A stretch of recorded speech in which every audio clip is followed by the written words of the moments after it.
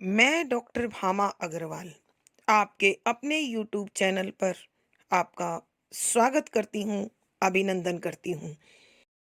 आइए प्यारे बच्चों, आज हम शिवराज भूषण के पद संख्या 3 व 4 का अध्ययन आरंभ करते हैं।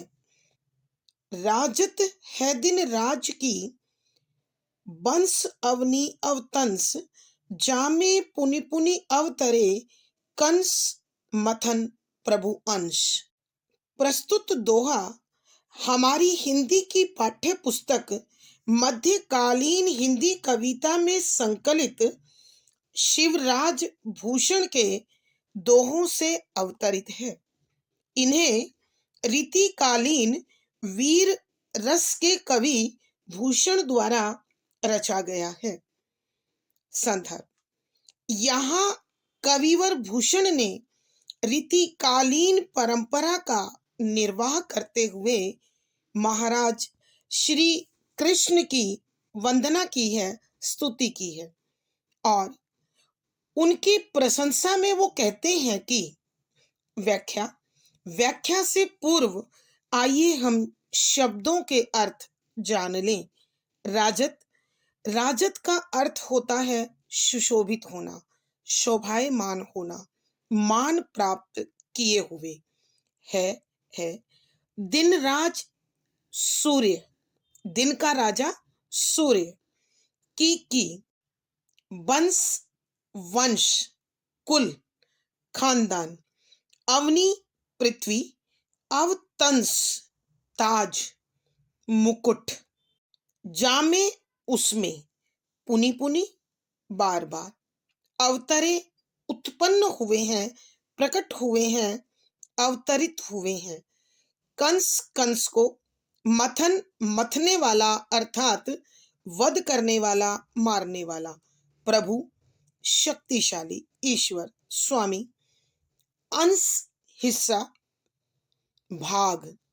व्याख्या: यहाँ कविवर भूषण चंद्रवंशी महाराज श्री कृष्ण को सूर्य के समान शक्तिशाली बताते हुए, तेजस्वी बताते हुए कहते हैं कि जिस प्रकार संपूर्ण पृथ्वी की शोभा, उसकी सुंदरता, उसकी कल्याणकारी शक्तियों का एकमात्र आधार सूर्य है, अर्थात जैसे सूर्य उदय के साथ ही संपूर्ण पृथ्वी पर जीवन देने वाली वस्तुएं तथा जीवन को विकास और सौंदर्य की ओर ले जाने वाली क्रियाएं संपन्न होती हैं, पूर्ण होती हैं, ठीक उसी प्रकार पृथ्वी के कल्याण के लिए बार बार ईश्वर प्रकट होते हैं और उसी श्रृंखला में, उसी कड़ी में, चंद्र वंश में कंस का वध करने वाले श्री कृष्ण सूर्य के समान, सूरज के समान शक्ति, तेज, उष्मा और सौंदर्य लेकर प्रकट हुए हैं।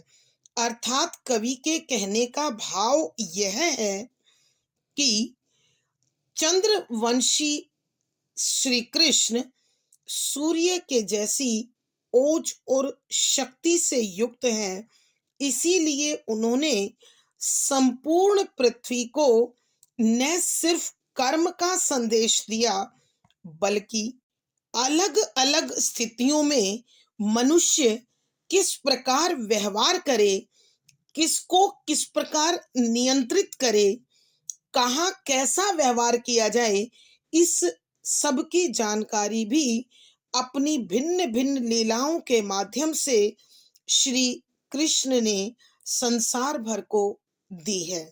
क्या धर्म के अनुरूप है, क्या नीति के अनुरूप है, क्या समाज के अनुकूल है, यह सब श्री कृष्ण इस संपूर्ण सृष्टि को सिखा गए, समझा गए। भावार्थ: कवि कहना चाहते हैं कि जितना पृथ्वी पर सूर्य उदय के साथ सौंदर्य उत्पन्न होता है, जितना चंद्रवंशी श्री कृष्ण ने संपूर्ण सृष्टि को सभी विधाओं की जानकारी दी, ठीक उसी प्रकार शिवराज भूषण अर्थात शिवाजी महाराज भी पृथ्वी पर अपनी कल्याणकारी नीतियों कार्यों से प्रतिष्ठित हैं, सम्मानित हैं। विशेष यहाँ कविवर भूषण ने चंद्रवंशी श्री कृष्ण को सूर्यवंशी बताकर उनकी ओज और शक्ति का परिचय दिया है। शुद्ध साहित्यिक ब्रज भाषा का प्रयोग है। अभिधा शब्द शक्ति है, वीर रस है, ओज गुण है। यहाँ अवनी अवतंश अ से प्रारंभ होने के कारण अनुप्रास अलंकार, पुनि पुनि पुनरुक्ति प्रकाश अलंकार, कंस मथन योजक होने के कारण पद मैत्री अलंकार, अवनी अवतंश रूपक अलंकार की छटा अत्यंत सुंदर है, सटीक है। दोहा छंद का प्रयोग हुआ है, दृश्य बिंब है, संगीतात्मकता और गेय शैली बनी हुई है। दोहा संख्या 4। महावीरता वंश में भयो एक अवनीश, लियो विरद सिसोदिया, दियो इसको शीश। प्रसंग। प्रस्तुत दोहा हमारी हिंदी की पाठ्य पुस्तक मध्यकालीन हिंदी कविता में संकलित शिवराज भूषण के दोहों से लिया गया है। इसके रचयिता रीतिकालीन वीर रस के कवि भूषण हैं। संदर्भ। यहाँ कविवर महाराज शिवाजी के वंश को सिसोदिया की उपाधि किस प्रकार मिली, उसका क्या कारण था, वर्णन करते हुए कहते हैं कि व्याख्या से पूर्व आइए हम शब्दों के अर्थ जान लें। महावीर अत्यंत शक्तिशाली, सबसे बड़ा बहादुर, ता उसी वंश कुल खानदान में भयो उत्पन्न हुआ एक एक अवनीश राजा राणा अर्थात अत्यंत शक्तिशाली राजा को राणा कहा जाता है। लियो ग्रहण किया, प्राप्त किया। विरद यश, गौरव, प्रशंसा। सिसोदिया शीश को देने वाला। दियो देने पर, शीश सिर, शीश। महावीरता वंश में भयो एक अवनीश कि शिवाजी महाराज के इसी कुल में एक इतना शक्तिशाली राजा हुआ है जिसने प्रभु के चरणों में अपने शीश उतारकर समर्पित किए, भेंट किए, और उनके इसी गुण के कारण, उनके इसी कार्य के कारण शिवाजी महाराज के वंश को सिसोदिया की उपाधि प्राप्त हुई।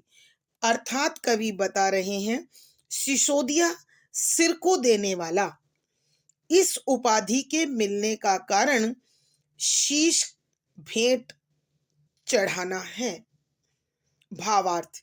कवि के कहने का भाव यह है कि शिवाजी महाराज जो सिसोदिया वंशीय हैं, वो उसी बहादुर वंश के हैं। खानदानी वीरता भला उनके अंदर कैसे ना होती। विशेष यहाँ शिवाजी के वंश को सिसोदिया उपाधि किस प्रकार मिली, उसका वर्णन है। शुद्ध साहित्यिक ब्रज भाषा का प्रयोग है। अभिधा शब्द शक्ति है, वीर रस है, ओज गुण है। दोहा छंद का प्रयोग हुआ है।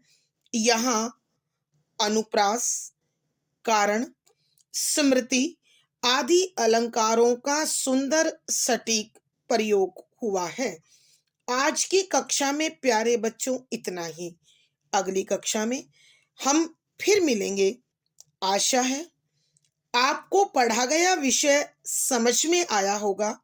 अपने भाव व विचार कमेंट बॉक्स में अवश्य लिखें। वीडियो को लाइक करें, शेयर करें और ऐसी ही ज्ञानवर्धक वीडियो के लिए चैनल को सब्सक्राइब करें। प्यारे बच्चों, आपका दिन और जीवन शुभ हो, मंगलमय हो, इसी शुभकामना के साथ आपको आभार, धन्यवाद।